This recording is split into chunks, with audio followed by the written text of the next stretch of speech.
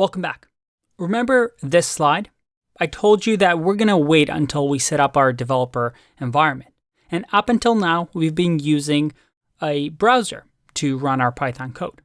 But we want to be professional developers. And professional developers use professional tools. In our case, these are the main ones in the Python community right now. We have the terminal or command prompt, if you're on Windows, to run quick Python scripts. And we've seen this before. I can go into my terminal, type in Python or Python 3, make sure that we have that version. And then in here, I can just write any Python script that I want. I enter it, and I just run these simple scripts, and I can just exit like this. This is used for just quick testing, but most of the time, you're not going to see professional programmers use this method very often.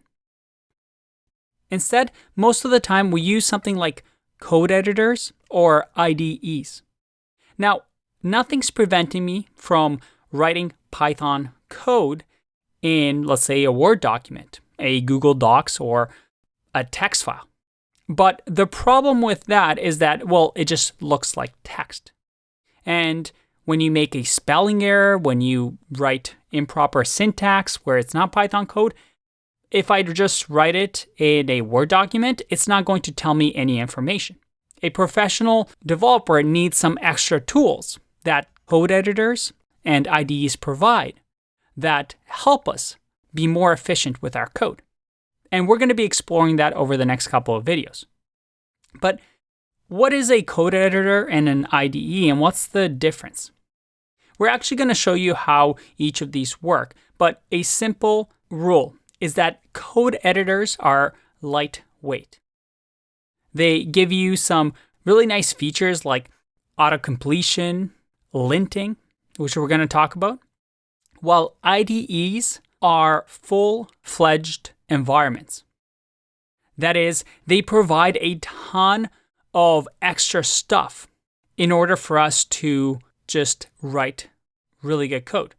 Because of that, they tend to be bigger. You have to download a large file size, but they come with a lot of things like auto-completion, debugging, code formatting, unit testing, code snippets, so on and so forth, versus code editors where you have to just install bits and pieces and kind of create your own environment. But enough talk, let's actually install some of these, and don't worry, at the end, we'll also introduce you to this idea of a Jupyter notebook, which is one of my favorites.